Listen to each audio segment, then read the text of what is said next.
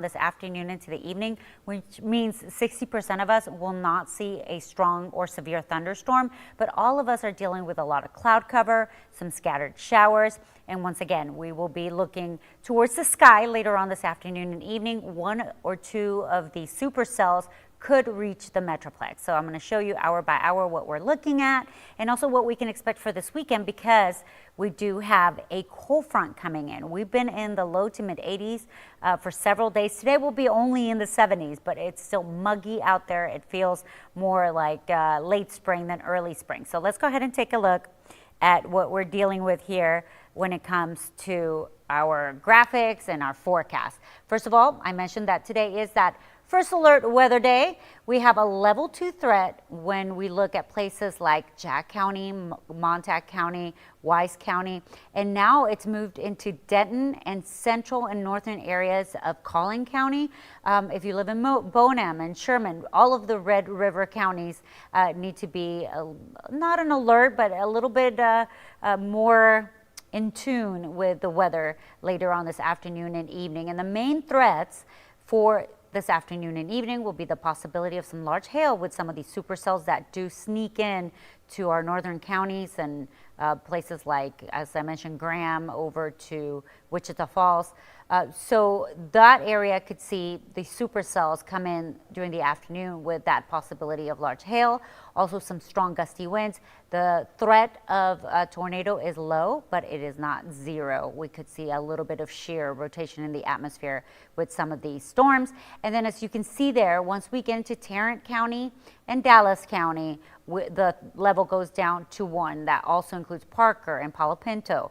If you're in Rockwall County and Kaufman County, Ellis and Johnson and Hood, also Hill County and Navarro, we drop to a level 1. So we are expecting some of these storms as they move in to come in very strong, possibly severe to our northern counties, and then as they move down, they should start to weaken, and that's why we go from a level 2 down to a level 1. We have some audio here in the studio, so if you hear something, that could be it. If we look at what we can expect for the next couple of hours, we are at 70 degrees right now. The dew point 66. You can see the visibility at 10 miles, so it's pretty good, but we do have a lot of low cloud cover, and as I was driving in this morning, we had scattered drizzle throughout the area. So you see here, the dry front is west of us. It's about 293 miles west of us, just west of the Lubbock area, and that's good because it's far away from us, and a few thunderstorms will develop as they move over to the east. They will weaken, and the farther that dry front is, the better it is for us. So right now it is west of Lubbock.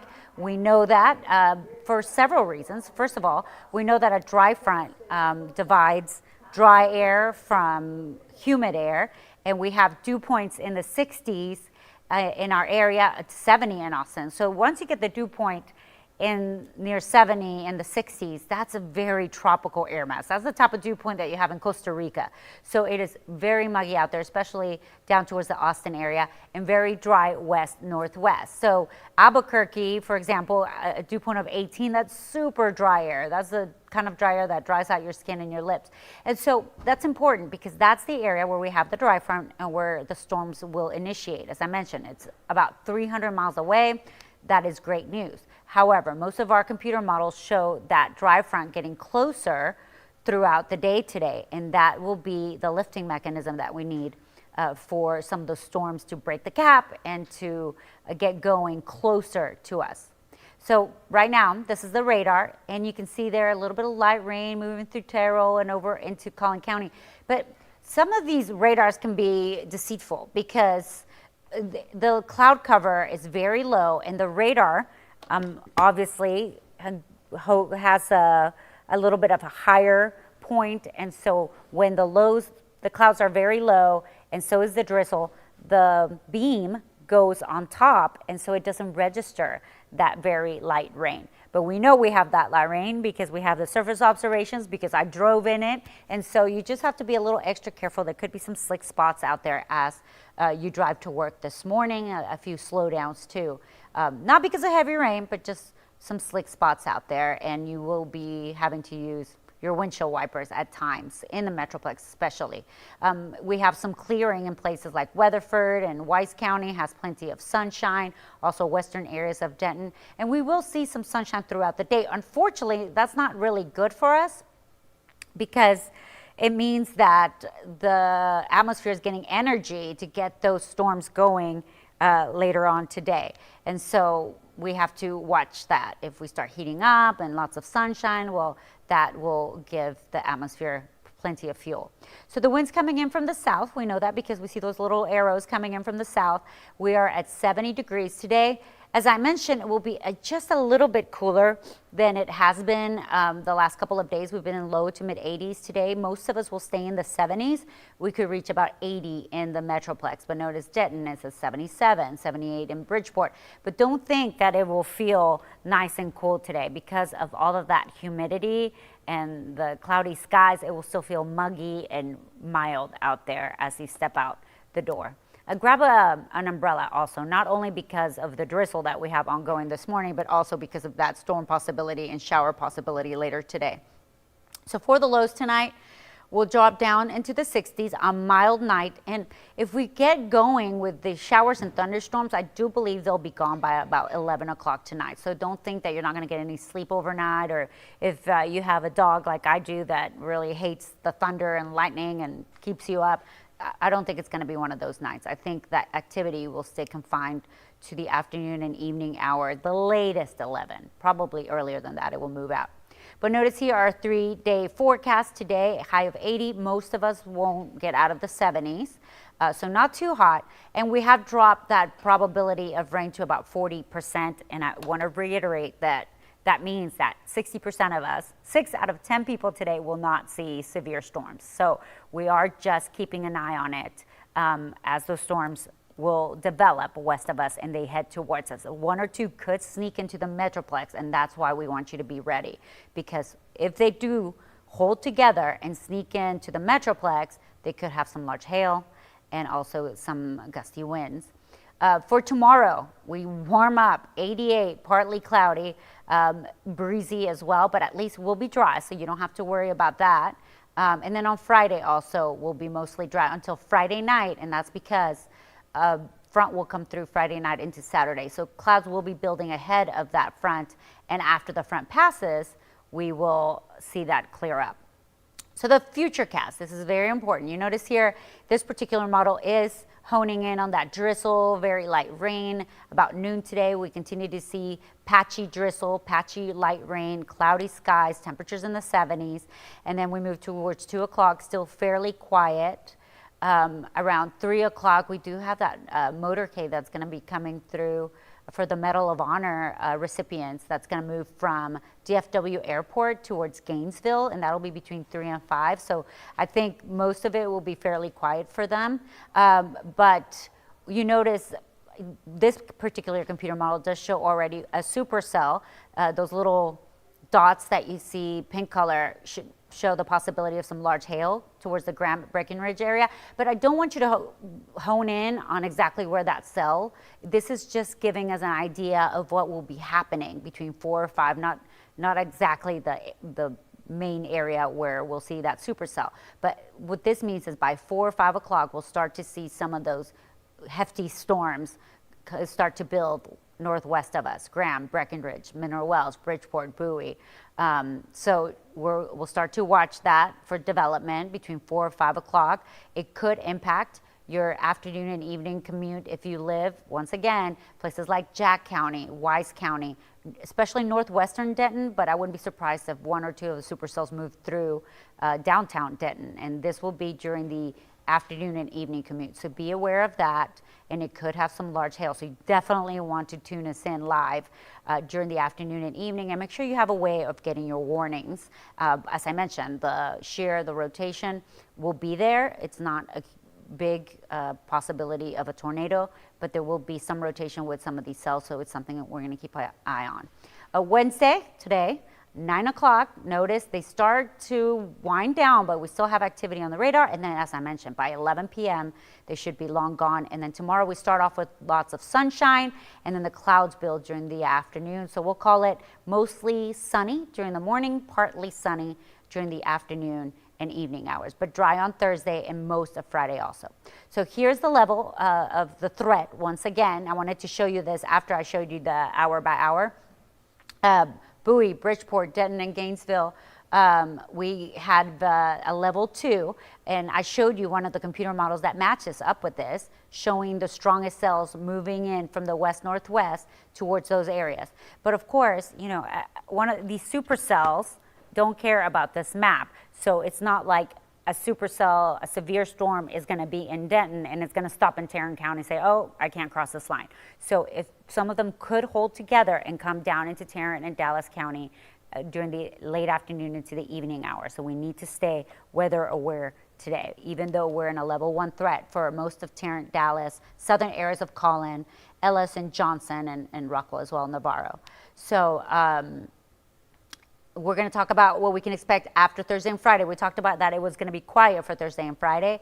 And notice here that on Saturday morning is when we have the front come in. This front is important because it's going to drop us quite a bit. You are going to feel the difference on Saturday during the day. We'll probably have temperatures in the 70s at least by Saturday, 7, 8, 9 o'clock. And then throughout the day, it's going to drop. And by Saturday night, we're going to be in the 40s. It will also bring us another chance of showers and thunderstorms. And you can see here. Now, this is a long-range model, and those tend to drag out the precipitation longer. So it still shows rain on Saturday at 6 p.m. I don't believe that's going to happen. I think it's a quick mover, but we do need to watch showers and thunderstorms Saturday into at least the early afternoon, and then Sunday it looks much better, and temperatures will rebound a little bit, and we'll get some sunshine, especially during the afternoon and evening. So for late Friday, which is into Saturday morning, we are at a level 1 threat. For the chance of some of the strongs getting a little naughty, you could say, and a level 2 for Bowie up to the north. As of right now, I don't see a lot of instability Friday into Saturday, and that's probably why they have us at a level 1, but it's something that we're going to watch. So from this afternoon all the way through Sunday, notice how we have a lot of that blue color. We'll see between half an inch to an inch of rain. Some spots could see up to 3 inches of rain in the next 7 days.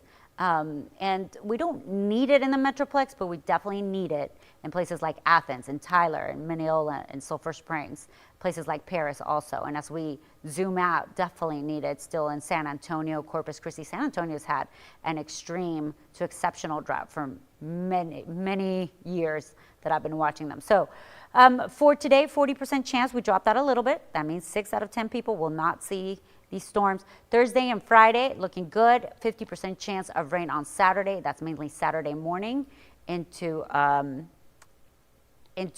Saturday early afternoon. How many tornadoes do we usually see during April? About 25 in all of Texas. So it is one of our busiest months when it comes to tornadoes. Doesn't mean we're going to see one, but I'm just showing you this because the last couple of days in places like Kansas and Iowa, Wisconsin, they've seen quite a few tornadoes. We've been fortunate as of right now, but we also need to remember to be aware that we are in the thick of it when it comes to tornadoes and severe weather in April and May. So 7-day forecast, 80 for today, 40% chance of these storms, especially during the afternoon and evening. Some could have large hail and strong winds. 88 on Thursday, so it does warm up for tomorrow. And most of us will stay in the 70s today. I think Dallas could top out at 80, but most of us will stay in the upper 70s. Friday, 84.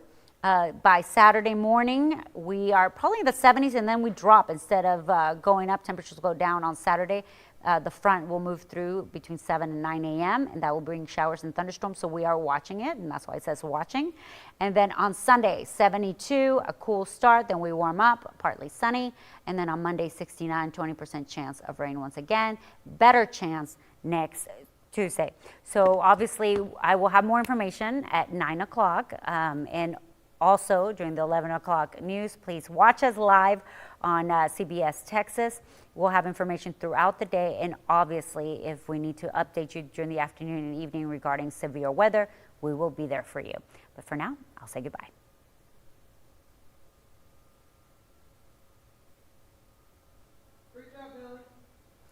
Thank you, Michael.